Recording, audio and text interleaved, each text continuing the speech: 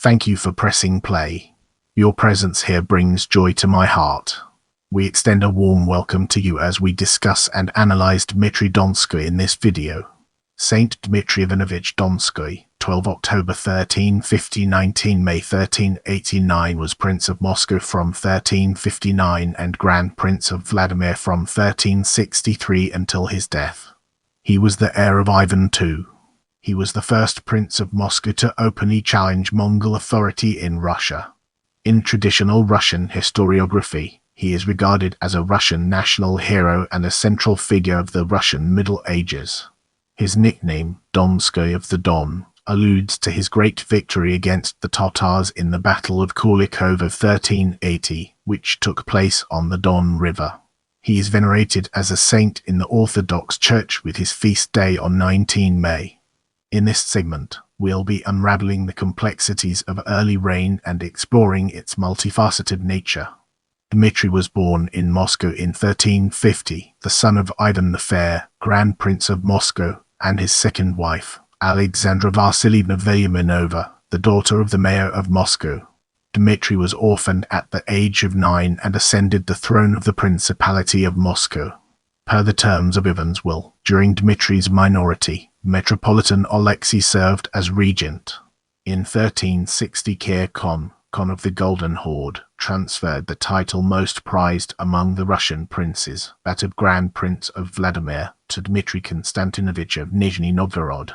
In 1363, after that prince was deposed, Dmitry Ivanovich was crowned at Vladimir.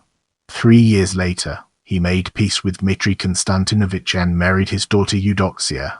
The most important event during Dmitry's early reign was to start building the Moscow Kremlin. It was completed in 1367. Thanks to the new fortress, the city withstood 2 sieges by alludes of Lithuania during the Lithuanian-Muscovite War. The war ended with the Treaty of Lubetsk. In 1375, Dmitry settled, in his own favor, a conflict with Mikhail I over Vladimir. Other princes of the northeastern Rus principalities acknowledged his authority and contributed troops to the impending struggle against the horde. By the end of his reign, Dmitry had more than doubled the territory of the Principality of Moscow. Brace yourself for an in-depth analysis as we navigate through struggle against MAMAI and its far-reaching implications. Mongol domination of Rus began to crumble during Dmitry's 30-year reign. The Golden Horde was severely weakened by civil war and dynastic rivalries. Dmitry took advantage of this lapse in Mongol authority to openly challenge the Tatars. While he kept the Khan's patent to collect taxes for all of Russia, Dmitry is also famous for leading the first Russian military victory over the Mongols. MAMAI, a Mongol general and claimant to the throne, tried to punish Dmitry for attempting to increase his power. In 1378, MAMAI sent a Mongol army, but it was defeated by Dmitry's forces in the Battle of Voza River. 2 years later, MAMAI personally led a large force against Moscow. Sergius of Radonezh blessed Dmitry Donskoy when he went to fight the Tatars in the signal Battle of Kulikovo field, but only after he was certain Dmitry had pursued all peaceful means of resolving the conflict. Sergius sent the 2 warrior monks Alexander Posvit and his friend Rodianus Lubia to join the Russian troops. The Battle of Kulikovo was opened by single combat between 2 champions. The Russian champion was Alexander Posvit. The Horde champion was Temur Mirza. The champions killed each other in the first run.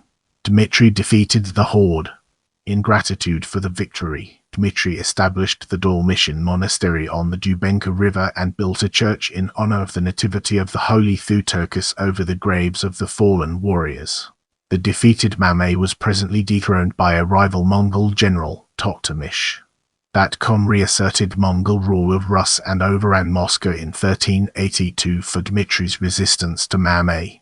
Dmitry, however, pledged his loyalty to Toktamish and to the Golden Horde and was reinstated as Mongol principal tax collector and Grand Duke of Vladimir. Upon his death in Moscow in 1389, Dmitry was the first Grand Duke to bequeath his titles to his son Vasily I of Moscow without consulting the Khan. In the upcoming section, we'll be shining a light on marriage and children. He was married to Eudoxia of Nizhny Novgorod. She was a daughter of Dmitry of Suzdal and Vasilisa of Rostov. They had at least 12 children: Daniel Dmitrievich 15 September 1379, Vasily I of Moscow 30 September 1371 27 February 1425, Sophia Dmitrievna, married Fyodor Olegovich, Prince of Ryazan reigned, Yuri Dmitrievich, Duke of Zvenigorod and Gallic 26 November 1374 5 June 1434. Claimed the throne of Moscow against his nephew Vasily I of Moscow. Ria Dmitrievna d. 15 May 1399. Married Ling Venice. Anastasia Dmitrievna. Married Ivan Vsevolodovich, Prince of Koln. Simeon Dmitrievich d. 11 September 1379. Ivan Dmitrievich d. 1393. Andrei Dmitrievich, Prince of Mozhaysk 14 August 1380 9 July 1432. Pyotr Dmitrievich, Prince of Dmitrov 29 July 1385 10 August 1428. Anna Dmitrievna born 8 January 1387. Married Yuri Patrikievich. Her husband was a son of Patricus, Prince of Starodub, and his wife Helena. His paternal grandfather was Noromontis. The marriage solidified his role as a boyar attached to Moscow. Konstantin Dmitrievich, Prince of Pskov 14 May 1389-1433. In this chapter, we'll be shedding light on veneration and its role in shaping our understanding. Right-believing Prince Dmitry Ivanovich Donskoy was canonized on 6 June 1988 in Trinity Lavra of St. Sergius by 1988 Local Council of the Russian Orthodox Church under Patriarch Pimen I of Moscow. As we move forward, let's uncover the untold stories and fascinating intricacies of Gallery. Russian poster WWI Dmitry Donskoy in a World War I patriotic poster by Konstantin Kruvinov and Kremlin. Dmitry Donskoy in the Battle of Kulikovo by Adolf Ivan. Facial Chronicle. Toktamish at Moscow. Defense of Moscow from Toktamish in 1380 to 1000. Donskoy. Dmitry Donskoy on the Millennium of Russia Monument in Veliky Novgorod. Don't forget to check out my other videos for more valuable content.